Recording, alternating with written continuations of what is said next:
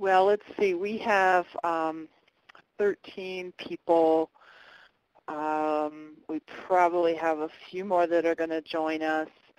Let me just get started with a little bit of the logistics. People will notice at the top of the screen there's a little hand-raising function. While Jonathan's speaking, if you want to ask a question, you can use that, and I'll try to keep my eye on that. Or if you have a question you want to just type into the chat, that would be fine as well. We are taping this right now, and so if for some reason you need to leave and you want to catch it later, it'll be available for at least 30 days on our website. And we have, I don't know, about 20 different communities with any luck. You know, we might have up to 20 people that are on today. So if you have follow-up that you want to do with Jonathan or with me, then we can, you know, we don't get to your question today. We'll try to follow up a little later. Paul, are you in there? I don't quite see Paul Presky on the list.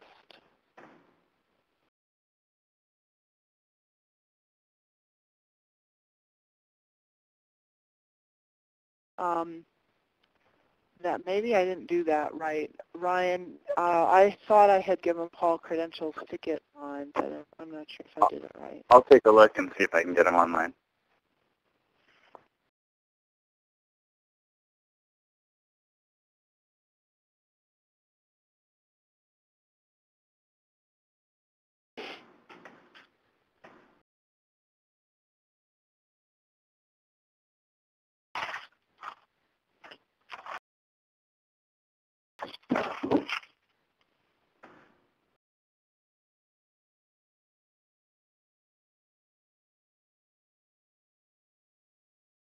So while Ryan is doing that, maybe I'll just start a little bit and give a little bit of background for what we're doing today. As most of you know, we started the Peer Learning Network because we are all trying to deal with the issues of climate change in our communities. And like I said, there's about 20 different communities that are represented in the Peer Learning Network right now. And when we look at across the country, all our messages end up being different because things are different in every neighborhood. We're trying to come up with some themes and some messages that work for everyone, like as temperatures get hotter, then we're going to have more wild weather. Just the whole idea that climate change is water change, and that's how we experience climate change in our communities is through changes in our water sustainability and reliability. That's kind of our overall theme. And certainly there's a lot of different impacts depending on what the active factors are in your immediate climate, how that's going to play out. So we have come back to this common understanding that water is becoming less secure, and there's a lot of red on this particular map because these are areas where there's just it's expected that there will not be a consistent supply of water over the next 40 years. That'll be made, of course, worse if there's a lot of new water or energy development that is high water impact. So here's my example of perhaps a bad community message on how we're supposed to respond to climate. I don't know if you guys can see the little picture here, but sometimes I feel a little bit embattled. This is like what we're supposed to do to get ready. I mean, come on, really? Can you guys see that? Nope. I love it. Don't see it. You don't see it. I see it.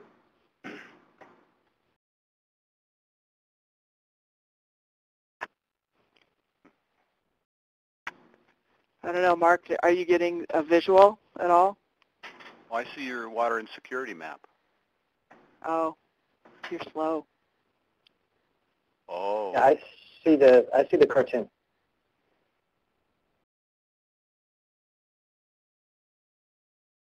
Yeah.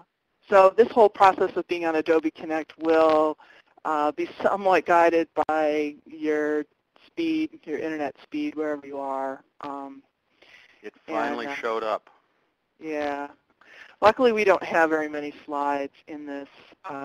Jonathan has a lot of thoughts on how to approach these topics without overloading us with graphics. But I was really excited to have Jonathan do this first webinar with us because of his work with Blue Legacy and Alexandra Cousteau, and just getting the word out about the threats to water resources across the globe has given him, I think, a pretty unique perspective on how we might approach our climate messages and our water-related messages. This is a closed group right now. We just have the 20 of us, so please feel free to, pose some specific questions or thoughts. We'll be able to continue some of these ideas on our Basecamp discussion, our forum afterwards, and we will be, of course, having our peer group meetings next week where people can follow up on some of these thoughts. So please feel free to jot down ideas for things to talk to your group about next week. And I'm going to, if everybody's got their tech issues organized here, I'm going to turn this over to Jonathan, if I can do that. How are we doing on tech issues?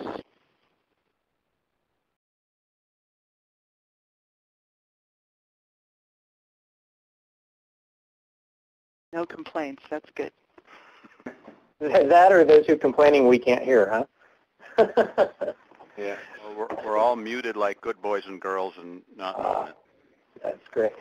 Well, with that, I'm going to get started and kind of introduce the topic and kind of set some parameters for how I would like to see us proceed here, and we'll get started on the content. I want to talk today, this is a workshop that I do quite often that's called Communicating Cause. And based on the audience, we have several different taglines that we use under that to kind of give it some perspective. But really, I think for what we're talking about today, we want to have a conversation about inspiring engagement as well as an innovation on critical water issues.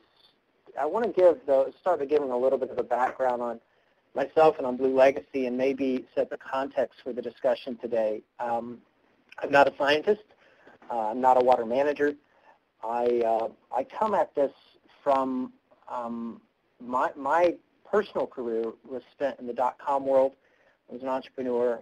Started a company when I was 19, and was very fortunate to have a lot of good support and a lot of good luck, and built that into a few different enterprises, and had a great career doing that. And in my mid-20s, I sold that company off and started an agency that was really designed to take advantage of something that I saw as a trending opportunity in engaging people on cause issues, both from a branding standpoint, within their lifestyle and the products that defined who they were and how they were going to operate in society, but also from a communications platform. Really watching how Jonathan, yes. Excuse me, are you trying to share anything now? We should have on the screen right now just an About Blue Legacy slide. Does everyone see that or no? No. No. Ah. Okay, I'm going to back out. There we are. And check my... There you are. Whoops. You got it? It went away again. Really? There you go. What are you seeing on your screen right now? We're seeing your presenter window now. It went back to the blank screen. If you see your screen and just hit desktop, that should work better. I was going against application, but I think that's, yeah. Can you see my true desktop now? Can you see the presentation? Yeah. Slide? Yeah. Can you see it now still? Are we on one that says About Blue Legacy? Yep, there you Perfect. go. Awesome. So I started an agency that was really focused on how to, as I was saying, engage people from a lifestyle standpoint and work with brands who had an interest in delivering a different kind of brand value. At the time, it was kind of seen as a new thing. Obviously, it's something we're all very, very familiar with now. But the second part of that, and really where that work grew, was in understanding how a whole new generation, and by generation I don't mean an age demographic, I mean almost a new era. Everyone from junior high students to grandmothers were going to be using technology to redefine how they express their spheres of influence, how they engaged on critical issues, and how they talked about things. And it was really an exciting moment to watch all of that come together, and through a lot of campaigns, both political in nature and in consumer branding in nature, had an opportunity to really watch this space grow. About almost 4 years ago now, a longtime friend of mine, Alejandro Cousteau, and I decided that we both were really excited about bringing these things into an issue that we're excited to try to make a difference in, and that was in water. And we started an organization here in D.C. called Blue Legacy. And Blue Legacy brought together kind of what I had been doing with Alexandra and her family tradition of leveraging stories from the field to help mainstream audiences really be inspired to make a difference on ecological issues, but in many cases, just for the first time, connect with something that maybe they had read about in the book, but connect with it emotionally. So we had a desire to bring this Cousteau tradition into a modern era of engagement and storytelling. And that was really the genesis of Blue Legacy. I set all of this up, and I want to talk about a couple of the things that we're working on to set the context for the discussion today, because really I don't see myself coming into this as any kind of an expert. I want to come into this with some case studies of times that I have certainly had the opportunity to watch audiences step up and make a difference, or step up and engage, or watch campaigns either fly or fail based on some key things that I believe are now facing all of us who work on water issues, especially on themes around climate change. So I would like to bring some case studies to the table. I'll certainly provide my Monday morning quarterbacking on what I've seen or what I think, but propose some ideas and then certainly open it up for discussion. So the way that I would like to see this proceed today, I'm going to share a few thoughts to hopefully build context and introduce a few ideas. But then in a couple of slides, we're going to modularize and talk about 3 key work areas. And I'll present my thoughts in those areas, and then I'll shut up for a minute. We'll lead a discussion in each of those 3 areas. But to kind of finish this context setting, when we put Blue Legacy together, it was not because the world needed another nonprofit working on water issues. It was because we thought there was a key opportunity for us to engage with those who are already working on the ground with water issues to do 2 things.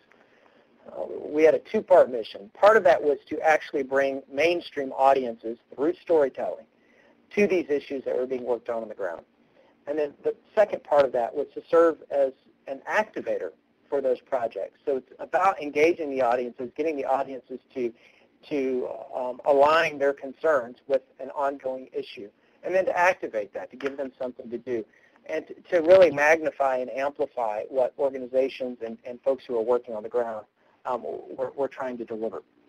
Our big idea that we wanted to bring to the table was basically to re-inspire mainstream Western audiences, especially audiences in the U.S., Canada, and parts of Europe, to reinvigorate something that we thought was 5th grade science, that water is interconnected. And if we really want to think about preparing for the next 5, 10, 50, and 100 years on water quantity, quality, and natural systems, we had to get back to a discussion that wasn't so commodity-based and ecologically based as much as it was about 5th grade earth science, and really helping mainstream adults understand what they probably knew when they were 11 years old and apply that to some of these key issues. We work in 3 areas of focus. restoring natural systems, preserving fragile water places, and the third is helping communities innovate their access, use, and management of water. So with that, I want to talk about the philosophical underpinnings of how we approach messaging. And a lot of this really goes back to something that has been Alexandra's personal kind of motto for her work all of her life. It was something that her grandfather, if you've seen her speak or seen any of our projects, it's something her grandfather always admonished his 4 grandkids to do, which was it's important to learn, it's important to read, but at the end of the day, we are probably going to be most motivated if we go and see, go and look at the issue. And certainly in Blue Legacy's work, we've tried to leverage social media as well as the digital platforms and digital tools that we have in the field to help people come along with us on these kind of Cousteau-esque explorations and expeditions. But I think that really when we think about this philosophy of go and see, that there are underpinnings that are so simple and so basic that every once in a while I think we have to remind ourselves again about public engagement and about cause communication, that there really are 5 really simple truths about human beings that we've got to keep in front of us. One is that we accept what we understand. And I'll talk about that again in a little bit, about this logic versus morality languaging and messaging that is so critical.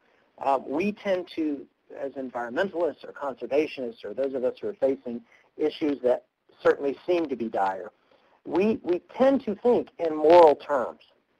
And so consequently, we tend to communicate in moral terms. And even though on a very deep level, I believe that to be true and accurate, that is not, that it flies in the face of the psychology that we know is successful on these issues and the basic marketing truths that we have seen tested over and over again. And that is that people accept what they understand. And those terms, you could interchange believe with accept, and then read headlines or polling results about how poorly we are doing. Matter of fact, how we're sliding in the numbers of mainstream voters in the U.S. that, quote unquote, believe in climate change. That we're actually we're lower right now than we were before people even had been exposed to what climate change might be. We're lower now than what the numbers were when we were calling it global warming, and we were talking about holes in the ozone and any number of other things that when we look at our current languaging, we think that the old language is just outlandish, and yet we're doing poorer today than we were back then from an acceptance and belief standpoint. And we can analyze that, but I think at the very heart of it, one of the critical things that has happened is that as those of us who work in this field have become more and more familiar with it, and certainly as those of us who have the opportunity to explore these issues throughout the world, I've filmed this issue on 5 continents now, you are struck with a deep moral concern. And so we tend to then communicate in that language versus the language of logic. And we'll come back around and talk about that. As humans, we remember what we emotionalize. I always think about how often my girlfriend reminds me of the last time I screwed up or forgot something. When we add emotion to something, we can remember every little detail for years and years and years and years. And that's a truth that we too seldom really apply as we try to communicate our causes, that we sensationalize instead of emotionalizing. And there's a critical difference between those 2 terms. We tell the worst of the worst of the worst, thinking that that's going to create some reaction or emotion, when in fact it's just sensationalizing the issue, instead of tapping into a deep database of emotions that our audience already has. And when I talk about a database of emotion, I'm talking about memories that I have of my grandfather taking me fishing in places that if I go today, I can't eat the fish out of. I have an emotional database that good messaging will tap into. And that's true of every single human being. When we couple credible information, so in that information, when we talk about credible information, that credibility test is from the audience's viewpoint, not from my viewpoint. So when the audience perceives something that you're sharing with them as being credible, And that credible information is coupled with something that taps into their existing emotional database, emotions that are common enough that they can couple it with that information. We create memories. And that's a powerful thing that can be done in these campaigns. From this standpoint, I'll just say that we've got to remind ourselves that these memories are done when the emotions that already exist are tapped versus incited. So sensation versus emotion. It's a critical thing to remind ourselves about. As human beings, we have conversations once we are comfortable. We expect people to help us share these, or to discuss with us these key issues. And I'm going to talk a lot later on about how important it is to encourage conversation among people about these issues. And we expect that of folks. We look at Facebook, we look at Twitter, and we see information flying around us all the time. But we forget that people actually don't start to have authentic conversations until they are comfortable. And we share what we've done on the weekend, or we tell stories about our kids or our grandkids. We do that once we are comfortable. And that means that it is the job of the communicator, or it's the job of the campaigner, or those of us who see ourselves as advocates, to either create or to go to those places of comfort when we're introducing our messages. And I'll share in a minute some very simple ways to use social media to get that done. The fourth thing that we forget is that we are most comfortable in our own circles of trust. And I always joke about here, I probably need to update my multi-level marketing brand, but it's one thing for people to tell you stories about their children or their grandchildren or their weekend or their last vacation. But for some reason, and I think we can think of it very poignantly, people are, once they are really comfortable, once they're in your circle of trust, we'll talk about anything. Matter of fact, people who say they don't like to sell, or people who say that they want to be involved in something but they don't want to be an activist. In their own circles of trust, they'll argue the point. I have never been hit up by anyone trying to sell me Amway that wasn't in my circle of trust, or anyone trying to sell me any number of other just ridiculous multi-level marketing schemes. That happens within circles of trust. There's a lot we can learn from that when we start thinking about leading change on issues such as climate change or water. And then the fifth, and I think most importantly, and none of these are new topics, we're bringing these together for a conversation here, but the fifth and most importantly that I think we forget all too often in environmental circles is that people protect what we know. And one of the most important things any of us can do is encourage people to get back out and re-experience their water places. And that doesn't mean wilderness for most of us. That means for me here in D.C., reminding myself that I need to take people for walks along the Potomac or along Rock Creek Parkway or any of these really amazing natural assets that are beautiful water treasures in my own city. We talk about them so much, but so seldom do we actually ask the person that we want to be involved with our campaign. It's seldom that we remember that maybe we need to take them for a lunch down on that river, or take a kid fishing again, or go for a walk along these places. We protect what we know. With that in mind, I want to kick into three topics. We're going to talk about three action points that I think are really important to communicating cause. One of those is actually defining the conversation. I'm going to kick through three slides and then come back up. The second is engaging the audience, and in this case I'm going to talk very specifically about defining who that audience is. And the third is actually empowering that community or that specific audience. But first and foremost, I think it's really important to define the conversation. I'll give you an illustration about this that I think brings it home. Alexander and I, between the two of us, do 100 and something speeches or public appearances or workshops every year. And we're really passionate about water issues. That's what both of us have kind of thrown our life into. And so any number of times I've been in front of what I call my NPR audience. These are audiences of people that show up at a university event or show up at a conservation event or at a public library lecture series. They're smart people. These are people who we all assume kind of listen to NPR on the weekends at least, and probably have a decent grip on the issue. So I'll be up there, I'll do my typical 52-minute bit about a river issue or a water issue or a restoration project. And I cannot tell you how many times when I'm finished, I'll have someone stop me at the end and say, wow, I really enjoyed that. It was inspiring. My family's here. We're going to do something about this. And then I get this. They'll say something to the effect of, my family and I have been concerned about water issues for a very long time. And because of that, we as a family have pledged to no longer buy bottled water. And while that's an important and a really great pledge to take on as a family or an office group, that's a plastics issue. That is largely a what do we do with the waste in our life issue, as opposed to a water issue. And you can fill in the blank on so many other topics that people think that they're responding to when they say they're going to act on water. They may give $50 a month to provide access to water in a third world country, and that's important, really important. But today, that's largely a humanitarian issue as opposed to a pure water issue.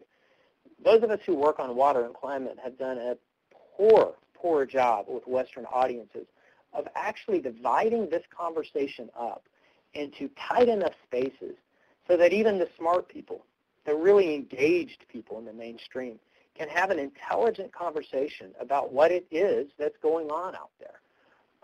People, when you say, let's talk about water, we'll talk about everything from bottled water to water wars to drilling wells in Africa, when right in their own community, they may be one of those red dots on the map for water stress, or they may be, like it's all too common in the southeast part of the U.S., facing water issues where there's plenty of water around them, but it is degraded on so many points that the community can't fish from it or drink from it, or the community's having to invest significant resources to bring the water quality up to a point that they can do one of those two things. We have not done a good job in the mainstream of actually talking in a modular fashion, breaking this conversation up so that people can have very defined conversations, or at least they can be listeners within a defined space and connect with what the actual issues are. This is why we at Blue Legacy, this is why we've broken our action projects, and we've even broken our messaging and storytelling campaigns into 3 areas. Now, these are the language areas that work for us, but I think the principle that we ought to talk about is how do we break these issues that we're all trying to message up into small enough buckets that people can really have a conversation specifically about that one piece.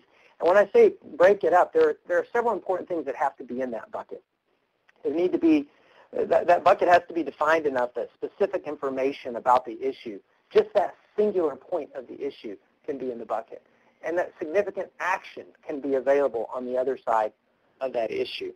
I'm going to talk about these 3, but I'll tell you one of the reasons that led us to break the parts of the water conversation that we work on up into these 3 issues. And it was, in fact, climate change. I am tired of talking about climate change, which means for me that my audience is probably really tired of hearing conservationists and advocates talk about climate change. I think when we talk about water, I appreciate the point that Wendy brought up in the intro, and it's something that we talk about a lot. We actually phrase it that water is how we will feel climate change. It's how we're going to measure climate change in our own communities. And the illustration or the analogy, I guess, that I use with audiences is that right at the top, I'll say, look, I'm going to dismiss whether or not you believe or accept climate change. I've been around the world and certainly shot enough miles of footage to measure this in so many different places, and to hear fishermen in Cambodia talking about it, that I don't need to get into the argument with you about what I feel about this or what I believe about this or what I've measured on this. And certainly I think you as my audience, if I'm addressing a group, have certainly seen enough to have your mind made up one way or the other. Let's, instead of talking about who caused climate change, let's do this.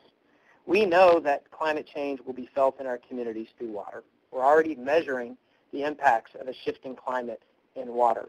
And in fact, if you want to roll back to the 14th century and look at other climate changes that we can measure, you'll see both human actions and reactions registered there in water as well. So let's talk about what this means, because I believe that climate change is a gas pedal on water issues. It will make the water issues that we're facing today bigger, faster.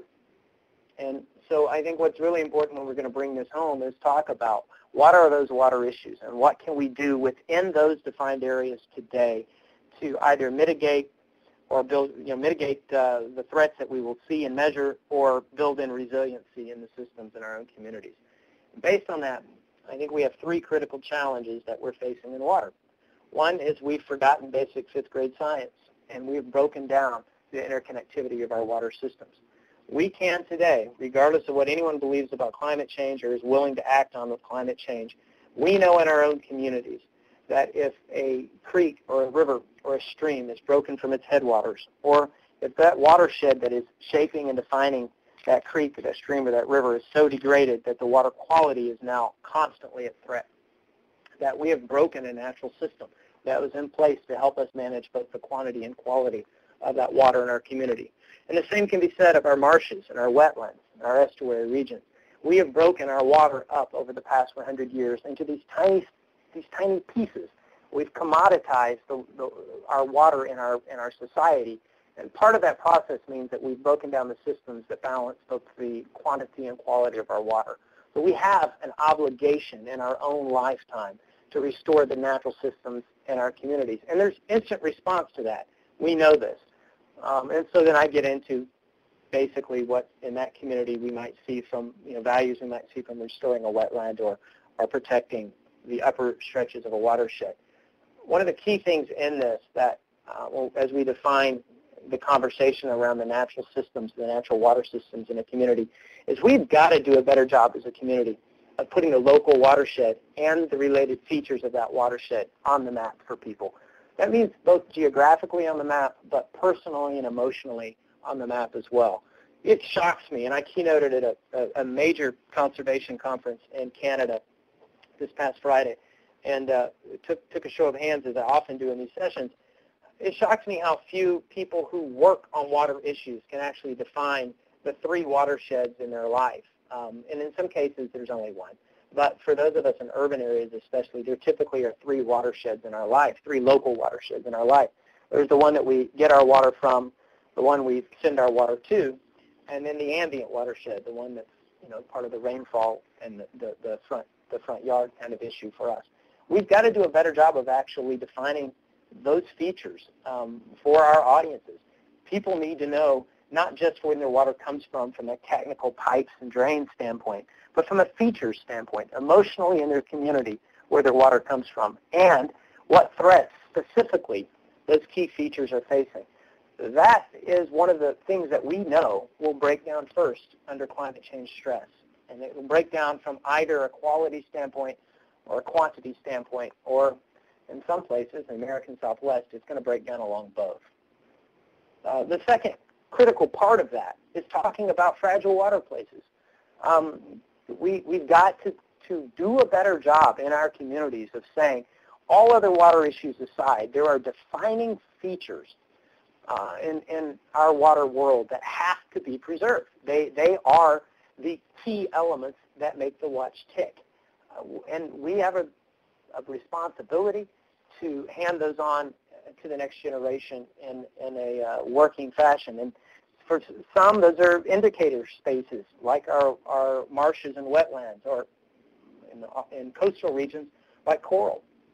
And others, those are the upper stretches of the watershed. But we've got to talk about not only what it means to reconnect the natural system and make sure that it's viable, but also raise the profile of the fragile pieces of that system in the community so that those can be part of the conversation.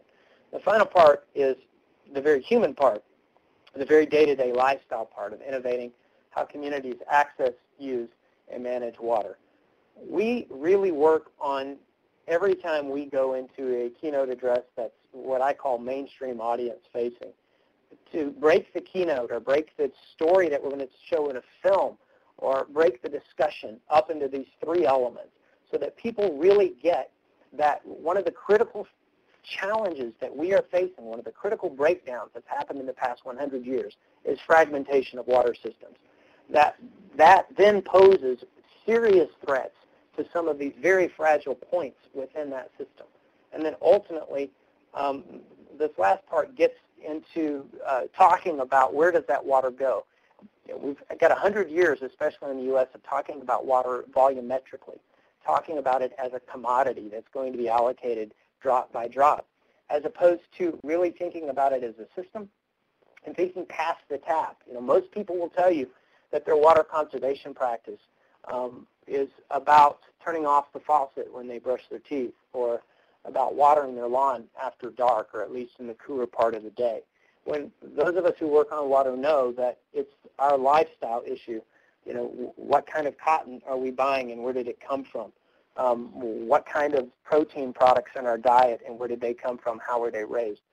We've got to help consumers really talk about agriculture and how that comes into their life. They don't have to be ag experts, but they need to understand that, roughly 70% of this water issue we're talking about, both from a quality and a quantity standpoint, when it comes to basic lifestyle, that it's coming from a farmed product versus from their tap.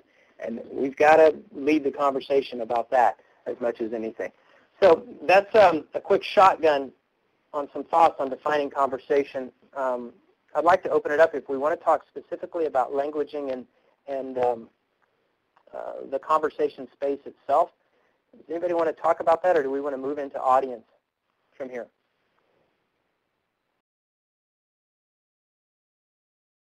Well, I have a question, Jonathan. I'm not sure if I'm going to say this quite right, but these three conversations that you are putting forward here, is this part of every story, or just, or do we have to choose which way we're going? I think it's important that we raise all three of these conversations up. There are the big stories, and I'll give you an example. We have a major coalition campaign that we are working on now that will have, in the U.S., we'll have a launch after the first of the year. It's called Run to the Sea. It's a coalition project that's restoring flows to the Colorado River Delta, to stretches of the Colorado River Delta. When we talk about something like the Colorado River, we have to talk about all three of these. And the campaign elements, the story elements, the engagement elements of Run to the Sea, because it is talking about a big river and a river that's facing a lot of challenges, it is constantly categorizing those challenges into these three places, even to the point that you'll see a engagement map that's part of the public-facing piece of this campaign. It's using icons to actually say, is this story about, this particular story, is it about restoring natural systems? Is it about preserving the fragile parts of that system, or is it about innovation in the community? And in some cases, you'll see all three of those icons next to a story. So when we're talking about broad issues, I think it's really important to illustrate how these three parts are making up the challenge of the whole issue. When we're speaking about something, I don't have an expedition going into the field in May that is going to Belize. We're looking at Belize. We're going to be looking very specifically at how Belize is a clear illustration of what happens when you lose some of the fragile parts of the system, when you lose a couple of the key runoff protections in the upper stretch of the watershed, or what it means to the coastal community when you lose the coral ecosystem. So, there are times that I think we have to say this is about little more than a key fragile element of the picture, or this is about little more than reconnecting the full natural system. So I think you can raise modularly, you can raise single stories to point out each of these three, but I think as campaigners, regardless of what we call them, advocates have got to get past talking about water issues, this big billboard bumper sticker thing, and down into helping people understand that there are three things that are really defining the water issues we're facing today. And so would you say that climate change is in terms of restoring natural systems, do we have to talk about climate change as part of that? I mean, or is that just something that's not in fifth grade science, so we're not going there? So I always use climate change at the top to tell people that this is why I think that these challenges are important for two reasons. They're important because we're the first generation of human beings on this planet that have seen things as fragmented as they are, as threatened as they are, and frankly, as low a threshold of application of science and technology. Water, we're dealing with, and most of us in our communities are dealing with 19th century technology when it comes to water and 21st century demand. And when we get into legal constructs, it's even worse than that. So I think all three of these are a now issue because of this whole we're the first generation to not be smarter on these 3 points and to deal with the problems that we deal. The big gas pedal, though, the thing that makes it a very important now issue, for me, is climate change. And so I always introduce it as that. I always introduce it as, well, the reason we have to get serious about this issue is regardless of who you want to blame for climate change, it's going to make our water issues worse faster. But these are the 3 parts that we're going to see it create disaster. The 3 reasons why what will be a big challenge could be an outright human disaster. And then I move into these points. So I think that it's important to introduce climate change to the mainstream and keep it in front of them at all times. But as we're talking about water issues, the truth is we've got big, big, big water issues that we all know climate change is acting on and making worse. But if climate change didn't exist, we still need to lead this challenge in our communities. So I think we can get, as we localize the stories, as we localize the modeling for what the impacts are going to be, we can actually make these 3 things, which are so important to resiliency and adaptability and all of these things that we talk about with climate change, we can make these 3 things about everything but climate change when it comes to mainstream audiences and still get our desired results. People care.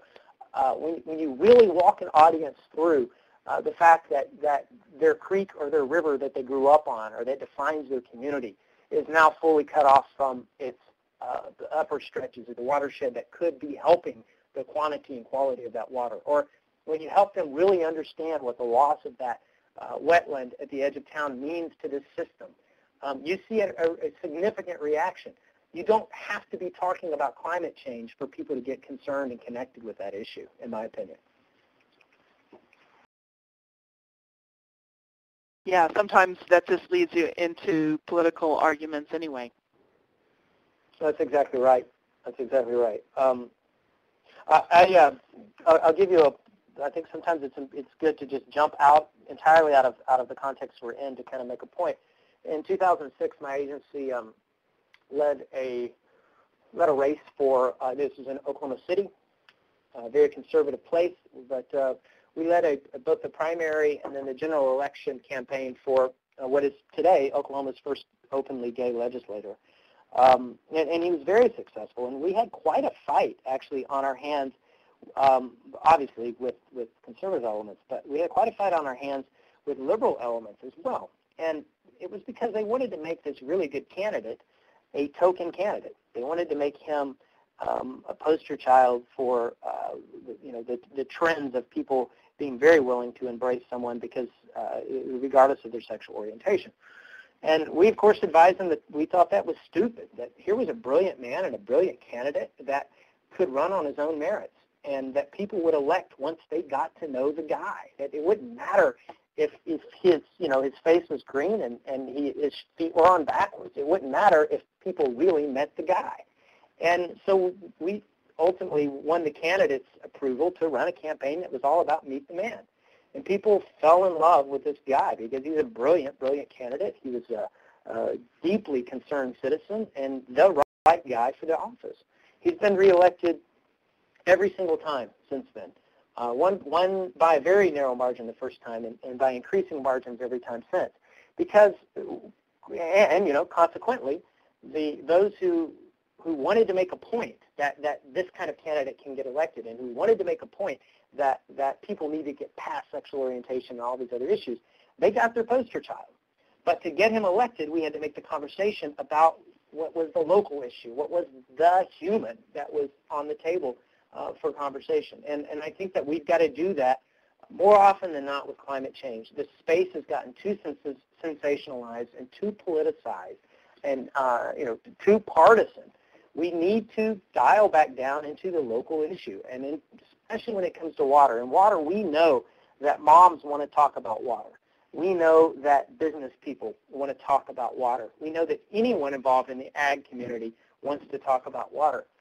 in most cases, those three demographics, in most of the cohorts you're going to look at across the U.S., those demographics are not open to having a conversation with you about climate change, but they are desperate to talk about water.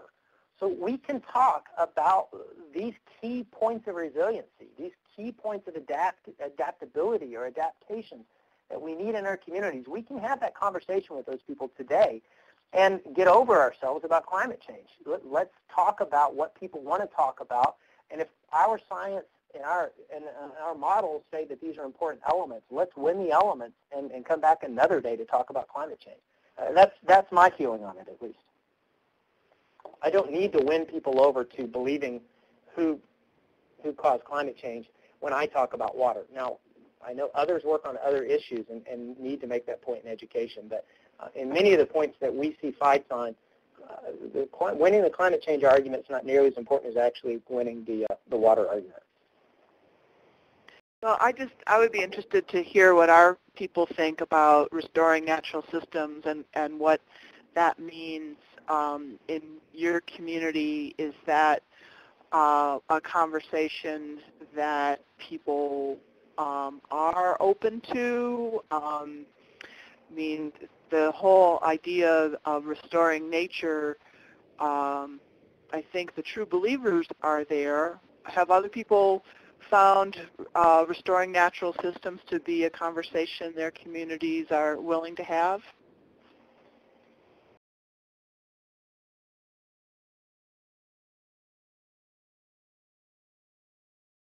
And let me give context to that while we wait for people to unmute, because there are a couple of language points there I think that are important to define.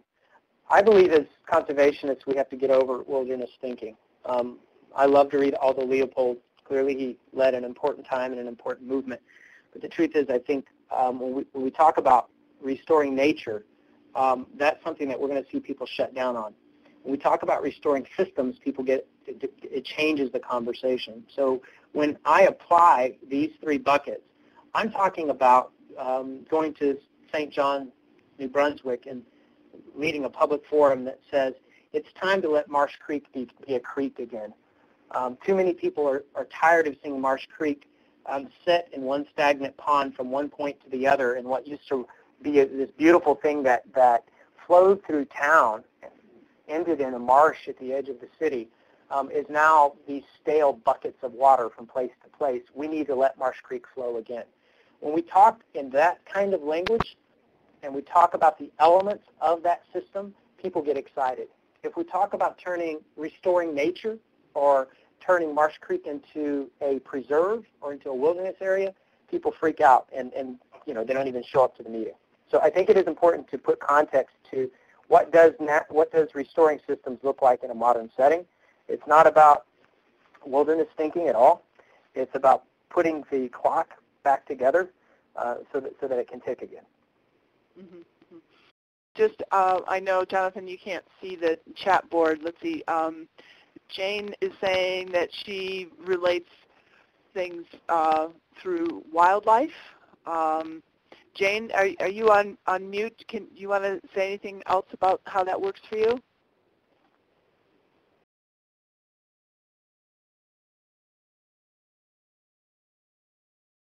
There she is. I am not on the phone, she says. But she says that she relates most everything to wildlife through enough water for fish to get them upstream to breed. And then Paul has a comment about ecological economics as also being an appropriate approach to all of these. Anybody else that is on the phone want to speak to the question of restoring natural systems? I would like to just respond on this too real quickly. I do think it's really important to talk about the communities other than people that depend on these systems to work. I think in certain cases that creates, it taps into an emotional database for consumer audiences. It's really important. In other cases, I think we have to be careful that we don't make every stream about the minnows, which plays perfectly over to the point that was raised about the economy of, or the economics of ecosystem services. We do need to strike this balance, and we do find that charismatic species, especially when you're talking about something like salmon, or you're talking about charismatic species that are important to communities, that you will see significant response, a significant, if not immediate, understanding of the importance of a connected system when you lean into that. But you can also go to California and see protests that seem at least to pit farm jobs against minnows, and that's a tough argument to ever win. So I do think that there's a balance that we have to play in, and part of that balance is talking about what are the communities that depend on these systems. The truth is, sometimes it is a community that has fish in it, sometimes it's a community that has humans in it, and we've got to do a better job of making environmental economics simple and relatable. Everyone is, I tell you, I'm serving on several committees right now that are looking at doing kind of coastal values studies as part of 2012 electioneering, and I think that can be really important, but I think we can, beyond just putting a number to the value of a water feature in a community from jobs created or derivative economies, I think we also have to start talking more and more about how much money a healthy water system can save, how creeks and marshlands, backwaters are some of our best flood control mechanisms and some of our best water quality managers. And those stories are out there, and they're powerful. I'll tell you, we're working on what is now phase 2 of a water treatment facility in Mexicali. Here you have a burgeoning community in northwest Mexico that has for a very, very long time been severely underserved from a built system standpoint for wastewater treatment. The money was never going to show up to really come up to speed or to at least catch up with growth. So a peace was negotiated with the state of Baja California and the federal agencies in Mexico to build 2 wetlands, and the wetlands would serve as the 3rd stage. This is not a new model, it's been done in a lot of places, but serve as the 3rd stage of water treatment while also restoring some critical habitat. The 1st stage is the only stage that's been fully commissioned. 2nd stage is under construction. But the public response to that, not only from what they get from the green space and everything else, but from the pure message of look how much money we saved by using natural infrastructure and natural features, the public response to that has been overwhelming. And I think that we do talk a lot about environmental economics and putting a price tag on what these things are delivering to us, but I think especially in the current climate, the current political climate, we need to talk about how much these things can save taxpayers. That's really an important thing, and I think we can, in many, many cases, make that point very authentically, especially when it comes to preserving wetlands. Okay, Jane's been texting in about using those sort of arguments in terms of floodplain management and culvert replacement and all the infrastructure efforts that have economic impacts and can lead to flooding nearby homes if not done correctly as well. So I think that's a good perspective, that it's not necessarily about nature, but about the system that we all, the natural system, like you said, that we're all part of and that our homes are actually impacted by. So let's go on to the next section, I think. Sorry to keep going here, trying to translate people's comments. I'll give one quick immediate questions on the list, so I think we can go to the next section.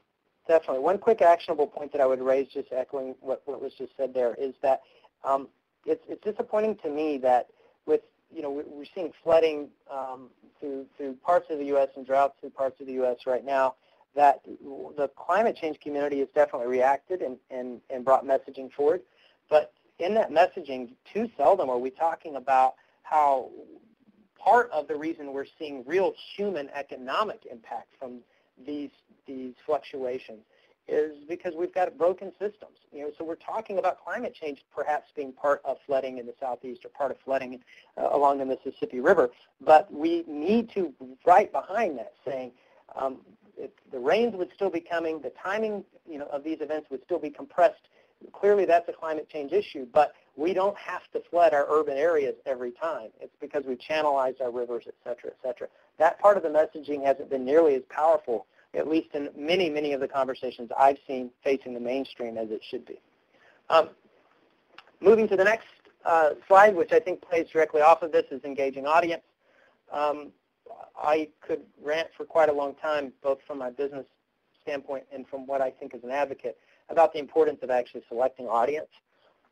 I won't. I'm going to try to just define some things that we've certainly learned about what it means to engage an audience and what languaging and who that audience might be in some key languaging points or some key campaign points. But just to start at the top, I think we have got to get over the traditional thinking that we somehow have an obligation to talk to everyone. We have an obligation to provide information, I think, to everyone. We do not have an obligation to have active campaigns that try to address a mass market. If we were introducing a new product and had limited resources, we would get over that point in seconds. But somehow we get into the environmental community and feel like we have some sort of a social justice obligation to have this mass appeal or this broad conversation. And consequently, I think we've only, we're only really good as environmentalists at talking to, ourselves or people who agree with us and fourth graders. And we've got to look at who in the mainstream, real mainstream consumers, are both ready to talk with us, but also empowered to do something about it. And this is one of those times where I'll take a little bit of a departure and say something that, Blue Legacy actively works with students. It's not that we're against working with students, but I think sometimes with environmental issues, we spend too much time trying to win the hearts and minds of high school students because we have this understanding that they are the next generation, et cetera, et cetera. And we forget that if we were trying to sell product, we would not be actively campaigning or actively marketing an audience that is not capable of acting. So we talk a lot to 15-year-olds, and then we don't understand why we don't have a base of support when we have a referendum on a ballot. Well, it's because 15-year-olds can't vote. And look, I understand the importance of building a future audience. We clearly actively do that ourselves. But I think we've got to be serious about how are we targeting people who can right now, today, make a difference, who are thought leaders at work, who are decision makers in the household, who do lead influential conversations in social circles. We've got to find and activate those people. Many of you likely have seen the messaging that the Waterkeeper Alliance and others are using. We've certainly brought it into how we talk about these issues, and I can tell you we've seen a lot of response both through social media and just through live events. We've seen a lot of response directly and instantly from people. And that is, all politics aside, most of us want to live in a community where the water is safe enough for our kids to swim, clean enough for anyone to drink from, and healthy enough to provide a habitat for abundant fish and wildlife. Those are basic truths. And when we introduce that in a conversation in that style and then start talking about key local instances where that is broken down, you'll see the audiences that are capable of acting respond. We've got to talk to the whole food moms. We have this huge growth among the demographic that's 20s up to early 40s of women who are empowered, they're educated, they are increasingly being significant influencers in their communities and have always led their social circle. These women want to talk about water. Even if they are active members of the Tea Party, they wanted to talk about water. And we've got to find ways to bridge into the points of concern that they have and lead that conversation. And again, to what we were talking about earlier, if we lead that conversation in water, in many cases we're going to lead a conversation where they're at least aligned with us on certain points of the climate change picture. The swim, drink, fish thing I have clearly seen work in a lot of campaigns that we've led or been a part of.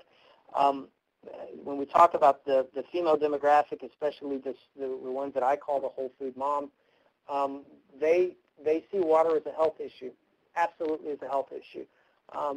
Alexandra is a new mom, so she is increasingly talking in circles around, other new moms and magazines and kind of lifestyle circles that are going to bring that kind of a speaker in. And the response when she says right up front, look, today I'm not an environmentalist, I'm not a water person, I'm not even a Cousteau. Today I want to talk to you about issues that affect me as a mom. And I want to live in a community that, and she does a swim, drink, fish messaging. I want to live in a community where I know that of all the health concerns that are going to face my new daughter, that at least I can count on part of the water in our community being healthy, being safe. People sit on the edge of their seats. They applaud. And if we talked about any of the other kind of classic languaging we might use with an environmental audience, we would shut that audience down. We've got to get really good at talking to the Whole Food Moms group. They are capable of leading significant change on this issue. We've got to get good. I'd like to interrupt you just for a moment to say one of the actions I want them to feel comfortable with is not buying bottled water and having an actual stake in the watershed and understanding, as you said, where the water comes from. So just kind of to come back around a little bit, sometimes I think we're not clear with people about what it is we want them to do, what action we want them to take. And just saying don't drink bottled water, some people just, they are not clear that it's going to be healthy. Exactly. And I thank you for raising that, because I think that gives us a perfect illustration for this point. The local movement is so powerful, and I think it's so good for any number of arguments. But the one thing that we as a group have I think, failed on in a lot of ways is we have demonized bottled water. I'm not saying that's wrong, but we haven't talked about nearly enough of the positive side of why would we want, plastics aside, why is this an important issue? And I think we need to lead a drink local messaging campaign. We've got to tie into the local feel and say drink local and prompt the question, well, I don't trust my water. Well, why don't you trust your water? Let's put that on the map and have that community conversation so that it's not about is bottled water good, bad, or whatever. It's about why aren't you drinking water from your tap? Why aren't you drinking the water in your community? Because really at the end of the day, that's the point that has no politics to it. When we talk about a community, people suddenly will only discuss, they're talking about their context from a very rich emotional database, and they will instantly dismiss any other systems of belief or influence if you're talking about specific local issues. And I think that the bottled water issue, again, has been distracting in a lot of ways because we have not introduced what I would see as the appropriate local message, which is drink local. It's a great point. The second part of this, so and again, there's the mom audience. There's a small business audience that's activated and powerful again, that has a very, very, very important tie to community, and in many cases is an important tie to water, and we've got to access those as well. But past targeting specific audiences, I think we need to really get back to the basics of the language of engagement and messages that build trust and consequently build momentum. I look at a lot of copy that's going to go out on campaign collateral around water, and I'll tell you, we are famous for sensationalizing things right up front and kind of missing the marketing rules that we would use if we were selling a widget. We've got to, right up front, build credibility and trust with people, which means, especially when we talk about environmental issues, people need to know within the first just few seconds what it is you're going to ask them to do. What are you going to ask me to think about? What are you going to ask me to care about? What are you going to ask me to do? The ask has got to move to the top of our language. And we, it seems, have gotten so influenced by our need to make the case that we've put the case above the ask, which means that it's kind of like the car dealer moment where all you wanted to know from the dealer is where his price was on that particular car, and yet, famously, you're going to hear about all of the bells and whistles for 20 minutes before they'll actually start discussing price. We all know how we feel when we're the consumer in that moment, and yet when we're messaging on water issues and on environmental issues, we famously bury our ask toward the end. I always try to throw out a formula that I used in my for-profit career, and I think still really, really, really works. This is a formula we always used with investors, and I think if you can use a formula to ask people to part with money, you can certainly use it for almost anything. And that is, there needs to be a hook. That hook should always be local, in my opinion. If you're really doing an effective job of targeting a demographic, you should have a demographic-specific hook that is short, that's quick, that gets attention, and then it's followed immediately by a specific ask. It may not be the detailed ask of all the steps you're going to ask the person to take, but it needs to very clearly say, this is what I'm going to ask you to do, or this is what I'm going to need you to think about. The ask is at the top, then followed directly by a demographic or an audience or a local specific support case or story, a case study if it's appropriate, and then the close, exactly how that ask can be implemented. This formula works. I would challenge people to analyze the messaging you're using in campaign-facing materials or in public presentations or in collateral elements to say, am I in the right order? Am I getting people's attention, proposing a very specific ask, then introducing a story, making what the specific case is. You see here that the case itself is pretty far down into it. Knowing that people scan, we want to get the important elements up front. If they get engaged, they will read the case, and then always wrapping up with what we call a close, moving back to the ask, but giving people an immediate, actionable thing that they can do. It's a good formula, and I use it all the time to even check my own work. It's a good reminder to have. Again, going back to the languaging of logic versus language of morality, we've got to remember that these issues cannot be posed as right versus wrong. They need to be posed in logical terms. They need to be posed in terms of community value or terms of personal returns or personal value points as opposed to morality. And then famously, one of the things we forget when we're engaging the mainstream, I call this the Hillary Clinton lesson of campaigns, is that momentum matters. People want to be a part of something that they think is capable of winning. We love to cheer for the underdog, and we love the Cinderella story, but we love the underdog when we think the underdog could win. We're not cheering for the underdog because we like to lose. We're cheering for the underdog because the underdog seems to have momentum.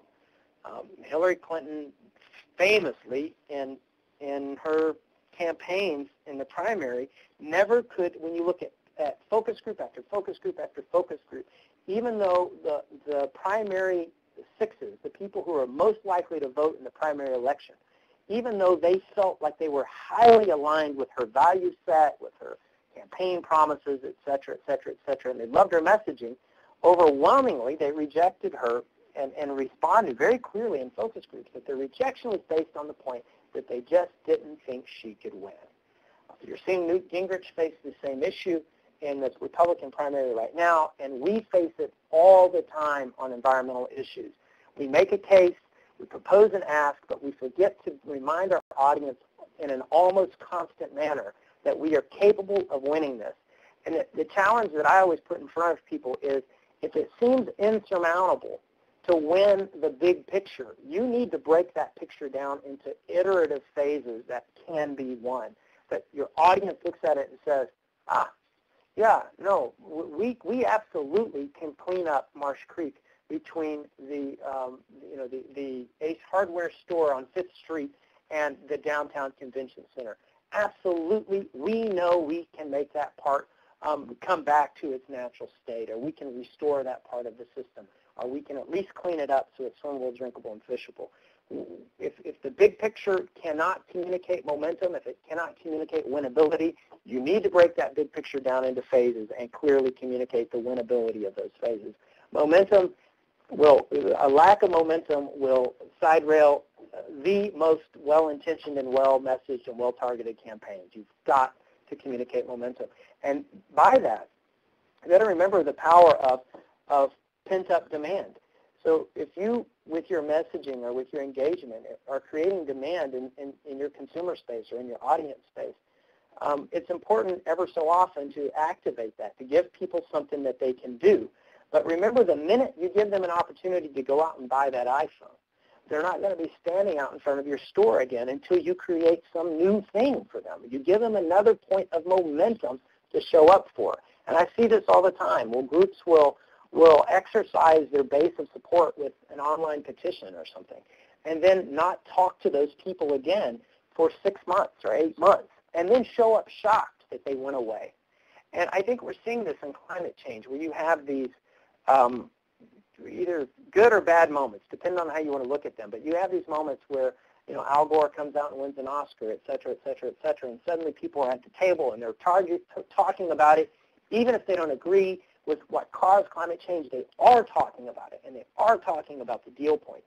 But then here we find ourselves, you know, several years later, still talking about the same thing and not communicating any points of momentum, not communicating any key new findings or any critical wins on resiliency. We're not moving the conversation forward around concepts of momentum as it faces mainstream audiences. We're just kind of harping on the same old thing. Again, I don't think that's the only reason that we're losing traction in the mainstream, but I think it's clearly one of them. That it seems like too big of a thing that cannot be turned, and no one is seeming to win on it anywhere. So there's a significant lack of concepts of momentum in the mainstream. So people are just unplugging from it. And that's a real tough one for the climate issue, because momentum is not necessarily our friend, so that's a lot of our work, I think, in the individual communities we're working with, is to show local successes and how we can make a difference at the local level, since national politics aren't necessarily looking like we've got a whole lot of positive momentum. We have about 15 minutes left, so I want to make sure that we get people a chance to actually talk and ask questions. So if people start thinking about questions, we'll have Jonathan go through the rest of his slides and then put things open to group discussion. Definitely, and I'll move through this last one very quickly. When it comes to, you know, it's one thing to define the conversation. It's another thing to start really engaging the audience. But I think the third part, and this plays right off of momentum, is actually empowering communities to participate. From a water standpoint, we actually talk about watersheds as people's waterfronts, and with all this messaging we do around reconnecting with your waterfront. But one of the challenges I give people, especially when we're talking about the water systems of a community, is that we've got to give water names, places, faces, and experiences. And this is an important part of both messaging and empowering the community. We need to have human beings, real human beings that our audience can connect with on a local basis and say, you know what, that is my waterfront hero. That's my local hero. And I may not agree at all with what I heard going on in Washington or with the, you know, petition that landed in my inbox, but I know that person, and I believe that that person's a good guy because his daughter's in my fourth grade class with my daughter, or I go to church with that individual, or I've been to that event that they do every year down on the riverfront. I trust that human being, and you know, that person is actively in front of me talking about my community's issues. And we'll talk about those people in the toolkit very quickly here in just a second. Places, again, for as much as we talk about our science, we do a horrible job, I believe, in talking about the geography of these problems. A classic example I give is Alexander and I thought that people would be just so shocked when we started our campaign with our films on the Colorado River. We thought it would shock people that the Colorado River, you know, hasn't reached the sea in 11 years. What we actually learned was people were shocked that the Colorado River left the Grand Canyon. They didn't realize it was supposed to run to the sea. Overwhelmingly, smart audiences were shocked that the Colorado River ever was intended to reach the Gulf of California. We've got to put our water on the map. We've got to talk about that this creek runs through this town, and when it leaves our town, it flows to community A, and when it leaves that community, it flows to community B where it meets the sea. We've got to bring the places of our water back into people's minds. Again, not so we can educate them. It's so we can tap into emotional databases that they have around places. We don't have emotions based on theory. We have emotions based on places in our life and places in our community. And we've got to put that to play again. This has to be visualized. Both the names and the places have to be visualized with faces and with experiences. So we've got to, people are fully capable of writing themselves into a story. In other words, if you're messaging or if your press-facing content is showing real people from a real community doing real work on a watershed or a water place, people will write themselves into that story. But just as important, you've got to give your mainstream an opportunity to come out and actively participate. And it's just as important that they participate in celebratory things, which are just going fishing, as they do in corrective or mitigation measures. You know, we ask people to come clean up a creek, and that's important because it makes them a caretaker of that place. But we've got to do a better job of getting people out to just have a festival at the waterfront, or to just go fishing or to take kids fishing. And it's a really important part that we too often overlook. We've got to make it simple to participate in the conversation. I'll just blow past the change.org thing. The reason change.org has been hugely successful in getting people to sign petitions. It's called the weak bond theory. It's just easy. If you give someone a button, they'll click on it. I don't think that changes anything at all, but it does create momentum. And momentum is incredibly important to your base. So if you think of these things as being momentum creators as opposed to actual issue changers, there are a lot of ways that we have digital platforms now that we can put an action point very quickly in front of our desired audience. The illustration I use for this all the time is we know that we can feed starving kids all around the world for just a little over $1 a day, and yet very few of us actually do that. We know that there are legitimate ways to actually act in that humanitarian way, and yet very few of us do it. And yet we constantly are digging in our pockets to give the bum in front of the restaurant $1. And the reason we do that is we've got this social and emotional immediacy to that ask. We don't see the kid, so we don't give the kid money. People aren't watching us not give the kid money, but people are staring at us in front of that restaurant, and they're staring at us in that very moment socially where we've got a challenge to act or not act. That same issue is true online. And, whether you're reading Malcolm Gladwell or any number of other people who want to downgrade the importance of what many of us call slackervists, people who are just clicking buttons. It's not changing issues, but it is an important way to create social pressure towards momentum, and we've got to use that. Playing into that is, I think it's important for all of us to really think and know our toolkit. It's not that we're in a new age where all the old rules are gone. We're just in an age that has new tools in the kit. And I'll tell you, as someone who's been there all along and watched social media happen, I do not believe that social media changes the old rules. I do not believe that social media is the cure-all to how we build campaigns. It's just another tool in the kit. And as we think about really communicating cause, we've got to think about these key elements of our toolkit. You need to identify and actively use your people. They are your most powerful ways to move trust and to activate. I always categorize the people who are signed on to our campaigns into two categories. Those who are validators, so they're building authentic trust. They're building or communicating credibility about the issue. And then the activators. I never use a celebrity as a validator. I use them as activators. A celebrity wants to be a part of my campaign, that's fine. They're really great at getting audiences to pay attention. I use them in an activator role. I get a scientist to show up to an event. I never pretend that anyone's going to care that individual is a scientist other than their experience and their title and the platform that they can be put on is a key validator. And so I always think about the people who have signed on into my toolkit in these two spaces. And then I never assume that those people know what to say. You've got to engage them on message and create consistency. Traditional media did not go away because Facebook sprung up. It's still very, very, very much there. Matter of fact, in a post-journalism age, unfortunately, that we find ourselves in the U.S., it's actually easier now than ever before to use traditional media. If you're willing to build the photo kit and you're willing to build the video, you will get traditional media.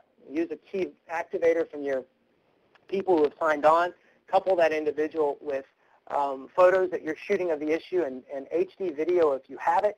You can create a new kind of traditional media kit, and because so many media outlets are suffering big time from a lack of staff, it's easier than it's ever been to really get traditional media audience, and it's a very important part of a broad campaign. Social media, without getting too deep in it, I would say know why you're using social media. It's just as important to have a social media plan as it's ever been to have any other kind of a media plan. Twitter is only one tool in the kit, and it has to be used in the proper way, or it's just so much static. The same is true with Facebook and so many of the others. Clearly, we're not here to talk about how to use those, but there are a lot of great books on that. It's important to see them only as tools and to use them only when they are needed, and to use them for the reasons that they are successful. Your print collateral, your live experiences, same thing. It's important across all of these to centralize or to centralize your assets. In other words, make it easy for everyone who's working on the campaign to pool consistent messaging, but most importantly, to have a coordinated strategy that is putting the people who are acting as your validators and activators on the same message as you're using in your social media space. And then making it easy for those who are participating in that campaign to keep moving that momentum outward through their social circles, both in a live standpoint, how can they talk to their friends and family, but also how they can move it in social media to their circles of trust, whether it's Facebook or the other audiences that may be listening to what they have to say. So that's a quick blow through on that. But let's open it up. Let's talk about these three kind of pieces of how we think about these cause campaigns and see, listen to thoughts you guys might have. Okay, excellent. I think that all of the people that are listening to this today can really see how these three themes are critical to their success. I know that especially this last one of empowering communities to get involved, and I'm hoping that some people that can unmute their phones and ask some real direct questions. I guess my kind of first question is just, what is a good ask when we're working at the local level, and here we are trying to protect water resources? Who can think of something that they've asked people or to do, or have successfully engaged, empowered communities to do something? Do we have any good examples?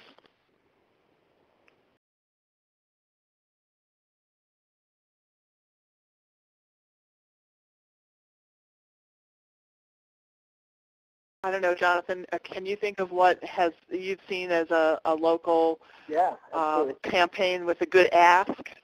Let me give you a really cool case study that blew my mind when I first looked at it, and then when I got into the numbers on it, it was perfectly logical, and I think brings home a really cool point.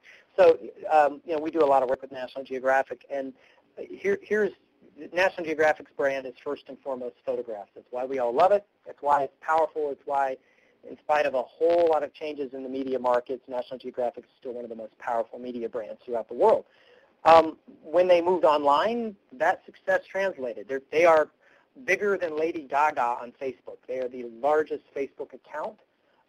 They have roughly 14 million unique participants on their site every month and tons of page views. So they are this huge online media group. And in spite of the fact that we are attracted to this brand because of beautiful photos, and in spite of the fact that this brand put an amazing archive of those beautiful photos up on their website, thinking that that would be something that drove traffic, overwhelmingly, the most popular thing going in their digital media sector are photographs submitted by the audience. And when they want to get people to participate in reading articles, in taking part in a survey, in taking action on a partnering conservation project that may be part of a bigger story, they've learned that if they want people to convert, in other words, go from being a passive participant to actively doing something, they've learned that the most powerful thing they can do is ask their audience to upload photos.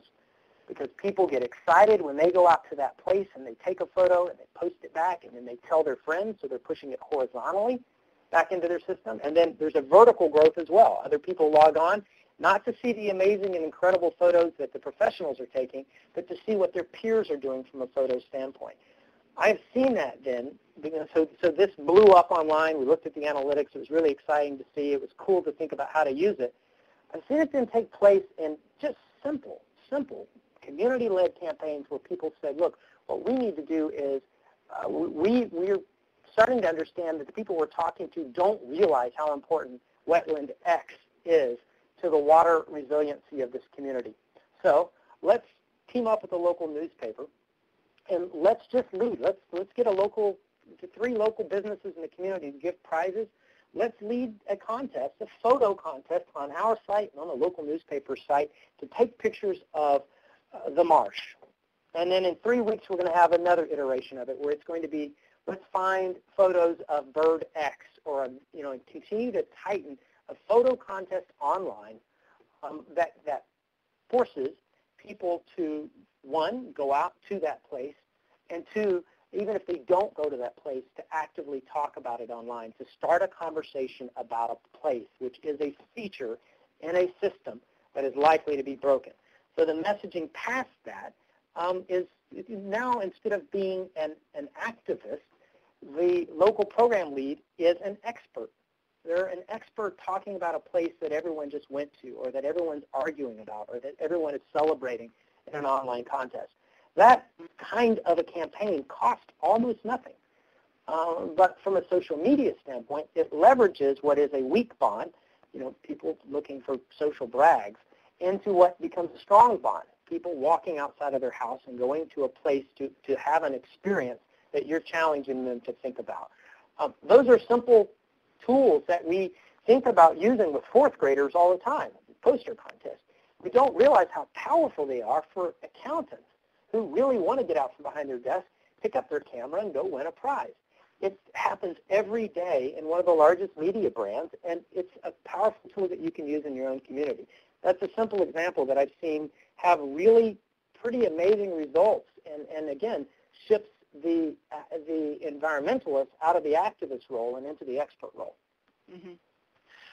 I'm getting a question here on the chat line about the amount of money that businesses spend on disinformation campaigns, and how can we respond, I guess, and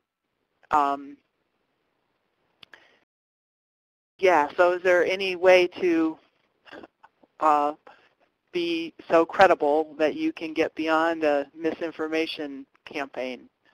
Well, I think that there's a powerful moment here for all of us to think about, a powerful social moment in the U.S. Where there's a deep, deep-seated distrust that probably for the first time we're not the least trusted individual in the community. There is a distrust about corporations, especially multinational corporations. Again, I don't think we need to go so far as the Occupy folks as to villainize them, but I do think that we can very frankly and simply begin to set the record straight.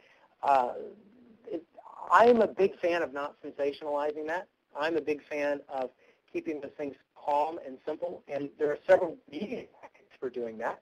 One is to take the truth, get an outside plus a local expert to validate that truth or be willing to speak to that truth, and then make the press moment about engaging the company directly.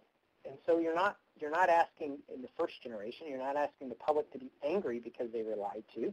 You are asking the company to review the facts that you are presenting from your community basis. And by that I mean, if Coke is putting out disinformation, and the Coke may be not the right one to pick on. I'm speaking of Coca-Cola in that instance. Let's say it's Exxon. Let's just go for one of the bad guys. If Exxon's putting out very specific disinformation in your community, instead of trying to fight a multinational company by hurling insults at them, I think it's important, and I've seen this done in several cases with Halliburton, actually, where 2 local scientists plus 1 really credible outside scientist bring forward the truth in a local press campaign and just ask Halliburton to come to the community. Say, I don't care what you're saying about River X. or about Watershed V, come to our community and tell us why these facts aren't true on the ground here, because we hear what you're saying, but we don't think you have been here and measured the impact here. And make the press moment about really inviting or engaging the company to correct the truth, not across the broad spectrum, but directly in the community. And what you'll see when you do that is that you're asking the community, you're leveraging a natural distrust, so you're putting an emotional wedge into a natural distrust of multinationals. But instead of saying they're big and evil because they're wealthy or profitable or they don't pay taxes or any of these other things, or that they're villains who always take advantage of the environment, you challenge whether or not they've ever measured that issue on the ground in the local community. Because the people in that community know that they haven't. And they know that the one thing, the one weakness you can exploit is that they'll probably not be willing to come to that community and measure it.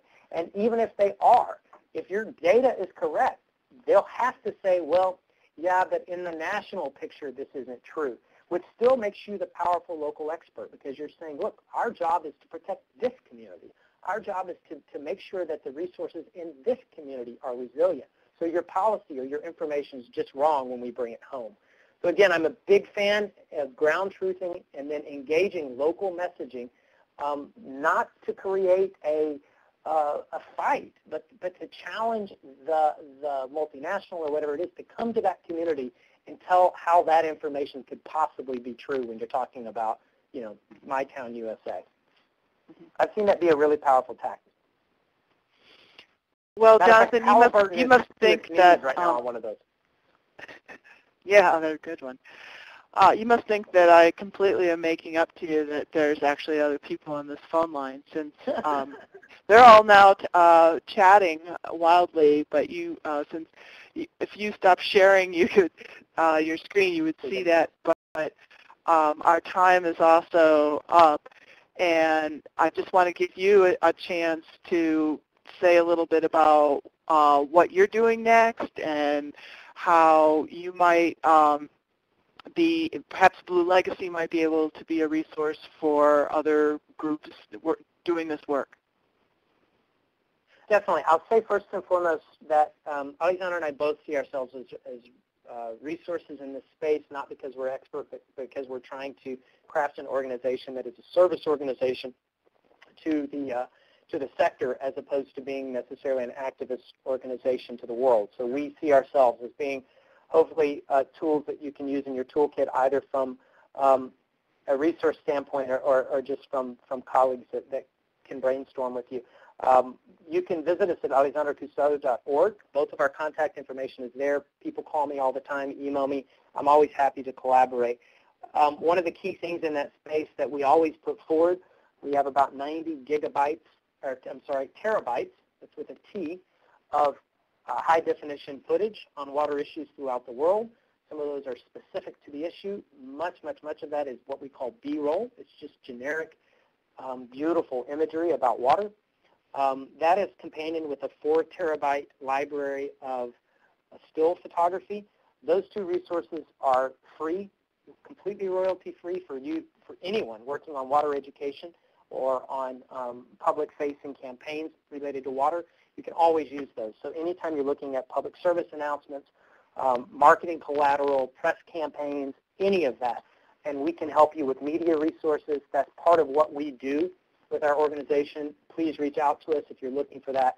If we can help you trim the cost or deliver a more emotional or impactful story, we want our media assets to help you do that.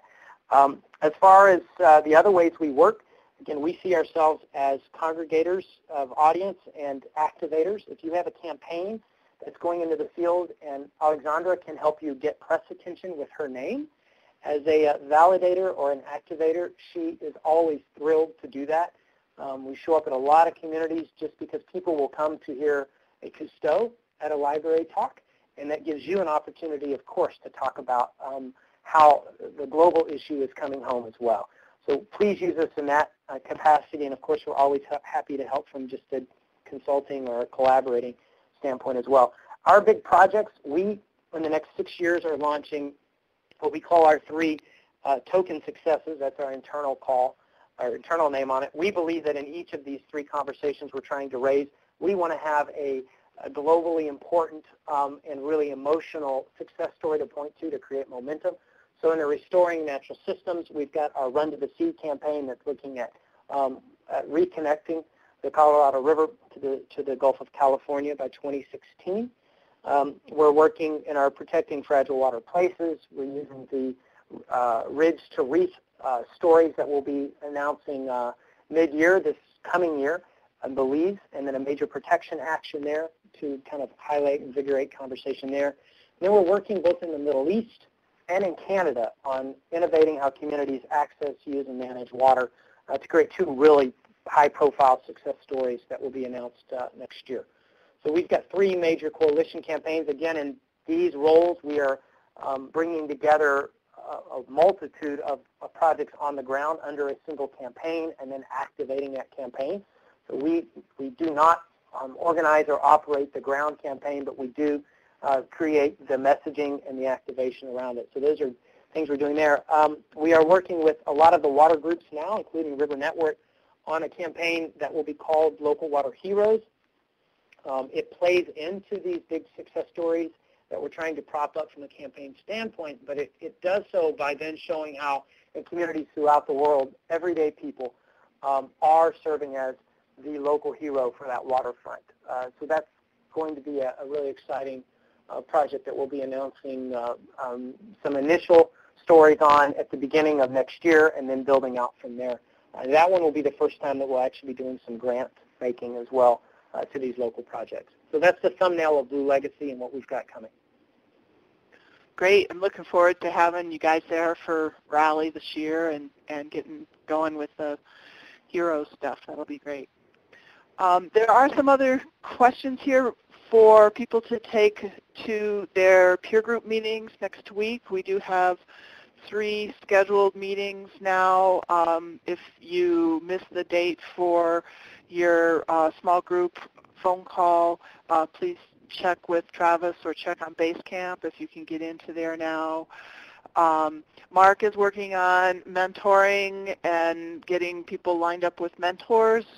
I know things kind of slow down over the holiday week here, so appreciate you guys joining us today. Although this has been a quiet group, we'll have to talk later about how the audio and visual stuff is going to work best for people on this series. So appreciate you joining us all today, and thank you, Jonathan, for being with us so much. I know you've been on the road and flying over Colorado, Delta, and then just really appreciate you trying to bring to us the essence of what you've learned.